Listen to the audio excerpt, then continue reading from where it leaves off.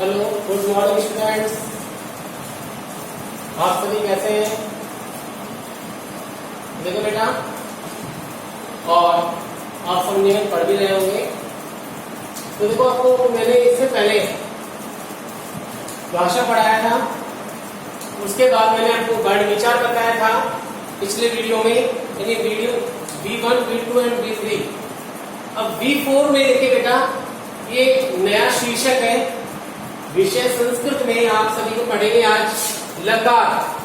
देखो बेटा, लकार यानी जिसे हिंदी में हम काल भी कहते हैं, ये बहुत विशेष प्रकार का शीर्षक है जो आपको आगे तक लाइफ टाइम यानी जीवन भर काम आता है। और संस्कृत का एक तरह से कह सकते हैं कि नींव है ये।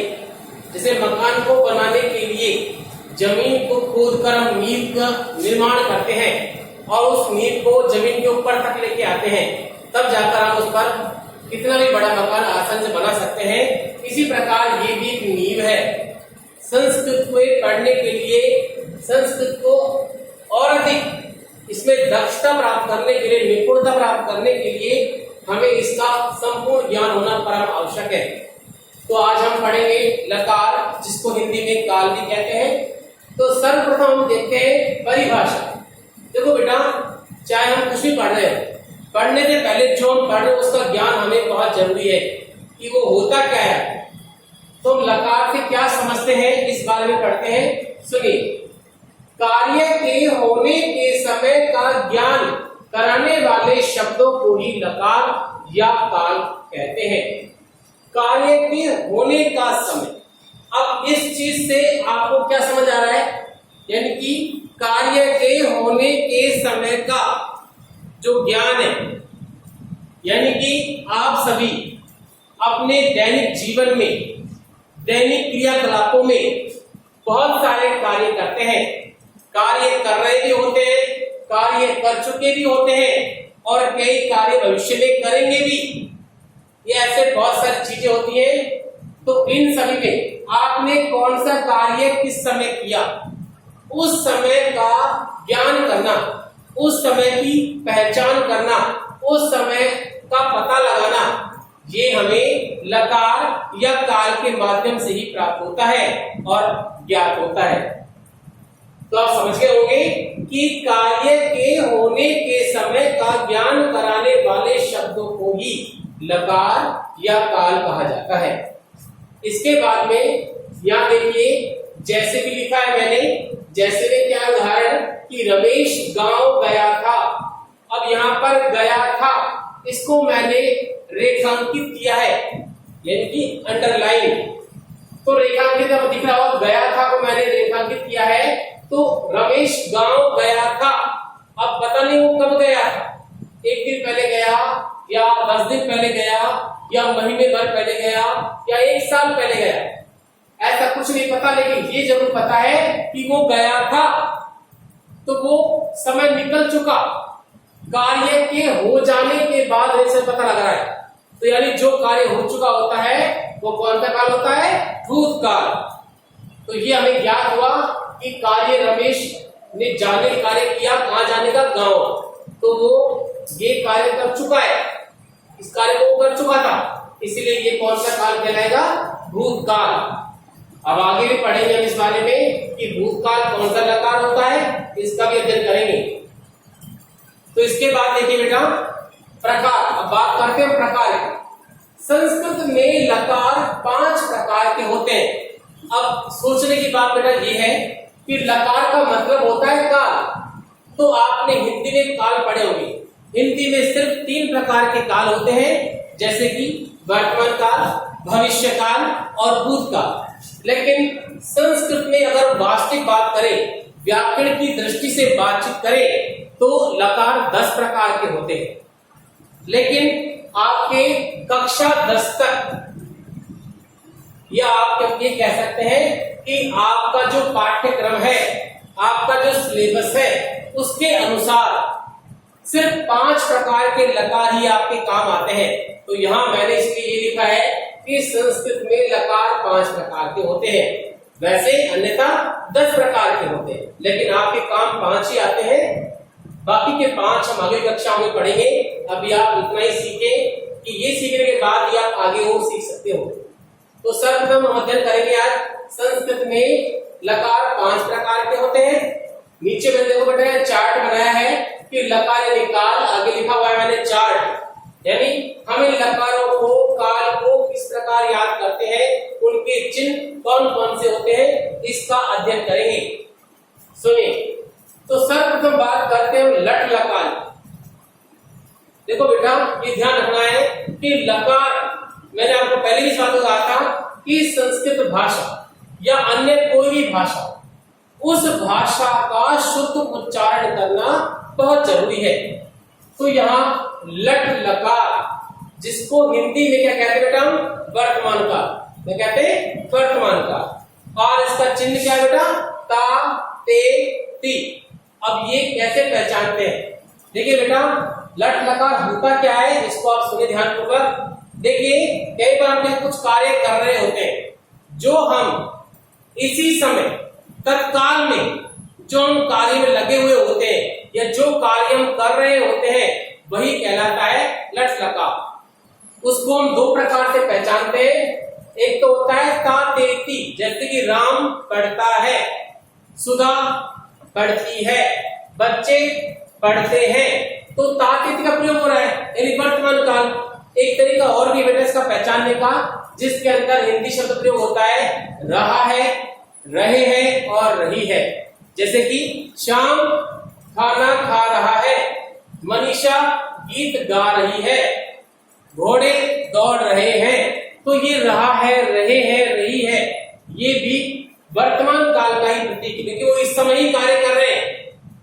मान लीजिए आप घर में पढ़ रहे हो, आपके पिताजी ने पूछा कि श्याम कहाँ है, तो आपकी माता ने बोला वह पढ़ रहा है, यानी कि इस समय की बात हम कर रहे हैं।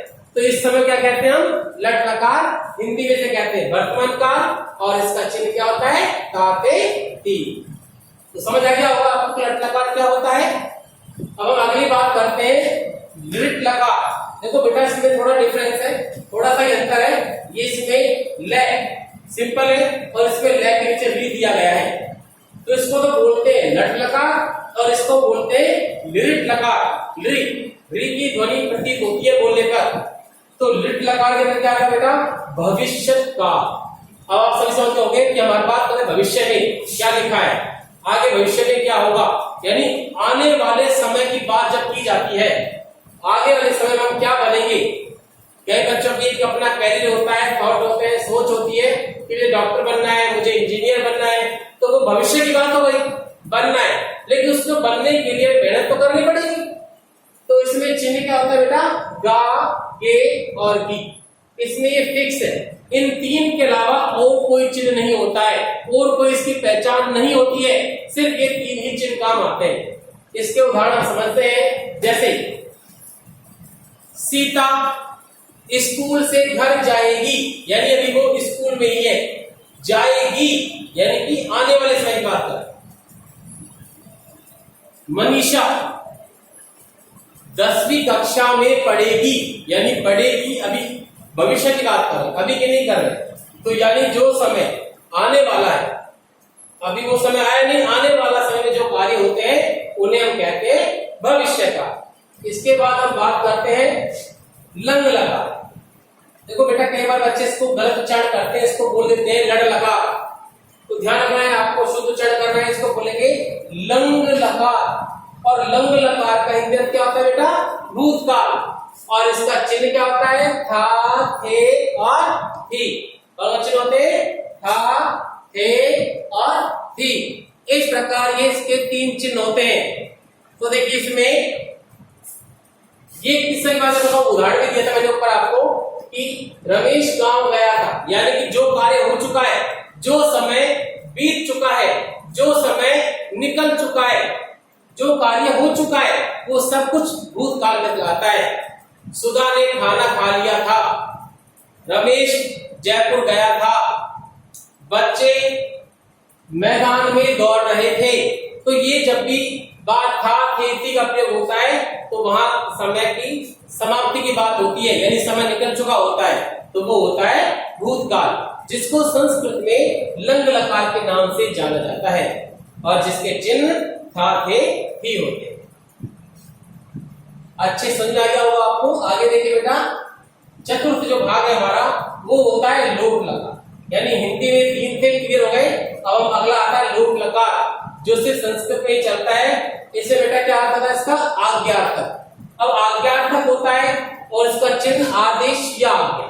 देखिए बेटा, कई कार्य ऐसे होते हैं जिनको हम स्वयं नहीं करते, किसी के आदेश से करते हैं, किसी के कहने से करते हैं, किसी के बुलाने से करते हैं, अपनी इच्छा से कभी नहीं करते। तो जब कोई भी घर का बड़ा सदस्य, चाहे वो आपके पिताजी हो, चाहे वो आपकी माताजी हो, घर का कोई बड़ा सदस्य आपको कोई ना कोई कार्य करने के लिए आदेश देता है, तो वो आदेश ही लोट लकार के अंतर्गत आता है। जैसे कि एक हम उदाहरण ले लेते हैं। जैसे मान लीजिए आपकी माताजी ने आपको आवाज दी और कहा कि रमेश अपनी पुस्तक पढ़ो, तो यहाँ पर पुस्तक को पढ़ने का आदेश दिया गया है, इसके द्वारा, आपकी माताजी के द्वारा। तो आपने क्या कहा, पुस्तक पढ़ो, तो पढ़ो, ये क्या है, आदेश है। तुम मेरे पास, तुम गांव जाओ, तुम यहां आओ, तो ये सारे जो वाक्य मैंने अभी बोले हैं, ये सभी आज्ञार्थक है, आदेशात्मक वाक्य है। तो जब हमें कोई आदेश देता है या हमें कोई आज्ञा देता है, तो वो सभी लोट लकार के अंतर्गत आते हैं। इसके बाद हमारा अंतिम जो इसमें प्रकरण है, जो चरण है, वो होता है विधि लिंग लकार। क्या नाम है इसका, विधि लिंग लकार, जिसका हिंदी के अनुसार चाहियात का प्रयोग करते हैं, जिससे हम ये कह सकते हैं चाहिए, चिन्ह के अंतर्गत चाहिए या फिर योग्य के अर्थ में। यानी जब भी हम कोई भी कल्याणकारी कार्य करते हैं या कोई भी कर्तव्य निष्ठ कार्य करते हैं, जिससे कि पूरे समाज का, संसार का, प्राणी जगत का, पेड़ पौधों का, पशु पक्षियों का, पूरी मानव जाति का जब भला हो, कल्याण होता है, तो वहां पर ये चाहियात वाले वाक्य काम आते हैं, जिन्हें विधि लिंग लकार भी कहा जाता है। फॉर एग्जाम्पल या उदाहरण के लिए हम कह सकते हैं कि सभी लोगों को वृक्षारोपण करना चाहिए। अब यहाँ पर पेड़ लगाना पूरे संसार के लिए महत्वपूर्ण है, सभी की भलाई के लिए आवश्यक है, तो पेड़ लगाने चाहिए। तो चाहिए का प्रयोग इस प्रकार यहाँ किया जा रहा है, जो कि एक सकारात्मक वाक्य है। तो आपको समझ में आ गया होगा कि लकार क्या होता है और लकार कितने प्रकार के होते हैं, उनके नाम क्या क्या है, उनको हिंदी में क्या कहा जाता है और उनके चिन्ह किस प्रकार है। तो ये आपको इस वीडियो को देखने के बाद समझ में आ गया होगा कि किस प्रकार हमने अध्ययन किया इस चीज का। और आप सभी घर पर, मैं आपसे कहूंगा, घर पर इसको आप नियमित हर वीडियो को आप ध्यान से पढ़ें, उसका मनन करें, नियमित अध्ययन करें और निश्चित रूप से अगर आप ध्यान से पढ़ेंगे तो आपको संपूर्ण ज्ञान प्राप्त होगा। ओके।